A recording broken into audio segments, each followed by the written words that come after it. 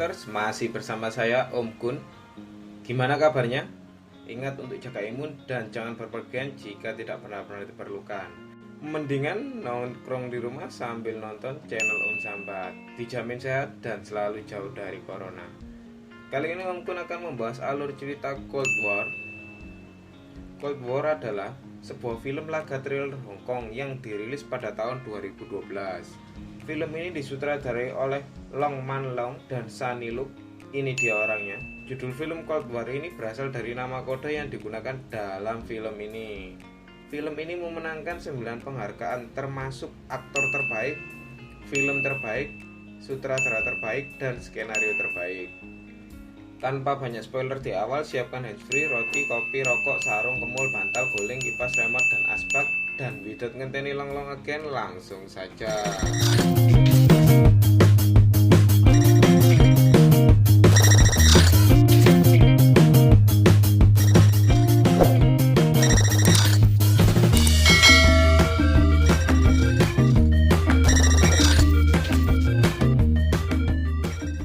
Awal skin diperlihatkan sebuah perkotaan di Hong Kong. Dijelaskan bahwa Hong Kong dalam kurun waktu setahun terakhir mengalami bencana alam yang disebut badai topan karang. Keadaan kota Hong Kong yang begitu ramai tiba-tiba dikejutkan oleh ledakan bom yang tidak dijelaskan diakibatkan oleh apa. Tiba-tiba skin pun berpindah di jalan raya. Terlihat mobil yang dikemudikan oleh seseorang dengan cepat. Sepertinya orang ini sedang mabuk. Ini dia orangnya. Saat dia mengemudi dengan cepat, tiba-tiba mobil itu kehilangan kendali dan terjadi kecelakaan. Uniknya, kecelakaan mobil tersebut mengakibatkan mobilnya bisa terbelah menjadi 2 bagian.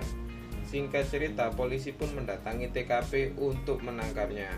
Awalnya dia mencoba untuk pergi begitu saja, dengan alasan dia memiliki kenalan orang dalam, yaitu pamannya yang seorang hakim. Namun, polisi tetap menangkapnya. 有傷者。你繼續問行開行開 ，fucking touch me，你斯文啲，坐低啲。Shut up，你冷靜啲啊。好，我係 EUI 攞車圍佢 DD。Skin berpindah di departemen kepolisian. Tuan Lau, ini dia orangnya, datang di departemen kepolisian dan hendak mengadakan rapat dengan priority tingkat 1. Rapat ini dilakukan mendadak tengah malam guna membahas ancaman serius yang dijelaskan mengenai 2 kejadian yang tadi Om Kun ceritakan, yaitu ledakan yang tiba-tiba terjadi di luar sinema Mongkok dan sebuah van yang tidak melaporkan keadaannya dalam 30 menit terakhir. Sebuah van unit darurat polisi yang disebut EU yang membawa peralatan canggih dan 5 petugas polisi hilang. Ternyata van yang hilang adalah van yang menangkap pengemudi yang mabuk tadi. Wakil Komisaris Lee, ini dia orangnya. Selanjutnya sebut saja Om Lee. Om Lee sadar bahwa para teroris memiliki pengetahuan rinci tentang prosedur polisi dan telah merencanakan beberapa langkah ke depan. Karena teroris dengan mudah menculik 5 petugas polisi dan mengamankan van EU, dia melimpahkan kesalahan pada direktur IT. Ini dia orangnya. Dia adalah Ato. Ketika Om Lee bertanya bagaimana ini bisa terjadi, Ato ragu untuk menjelaskannya. Wakil Komisaris Lee marah karena para teroris bisa dengan mudah menghilangkan mobil van EU tanpa jejak. Sedangkan untuk 5 petugas yang ikut hilang adalah: yang pertama, John, si supir; yang kedua, Detektif Kelvin; ketiga, Sersan Sum; yang keempat, Lung, seorang komunikator; dan yang kelima yaitu Joy Lee. Oke Sambaters, sebagai catatan untuk Joy Lee, ini adalah putra dari Om Lee. Sepertinya inilah yang membuat Om Lee terlihat sangat marah. Melihat hal itu, Om Lee berencana memimpin operasi penyelamatan dengan kode nama Perang Dingin. Setelah memberi nama kode nama Perang Dingin, Om Lee menyatakan Hong Kong dalam keadaan darurat. Sesaat setelah Om Lee pergi atau menjelaskan kepada Lau bahwa untuk menghilangkan van tanpa jejak sangatlah sulit. Selain ada kamera CCTV di seluruh Hong Kong, mobil tersebut juga dilengkapi dengan GPS. Selain itu, radio yang dibawa oleh petugas adalah teknologi yang dibanggakan olehnya. karena menggunakan GPS yang super canggih dan bisa dikontrol dari komputer pusat.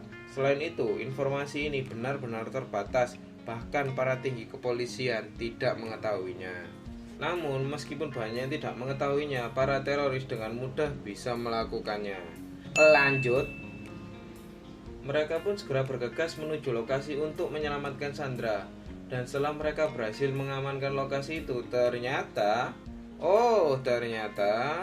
mereka hanya menemukan patung boneka dengan radio dan bom. Pihak polisi telah dipermainkan dalam hal ini. 我明白進案件。Go。光亮。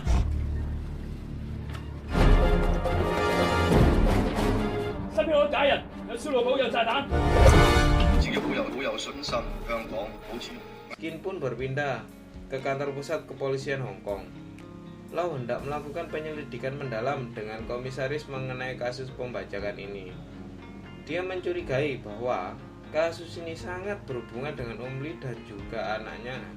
Untuk itu, Lau meminta beberapa dokumen yang hanya bisa diakses oleh komisaris. Di sisi lain, Vincent, ini dia orangnya, dia membuka kotak misterius dengan menggunakan sebuah robot.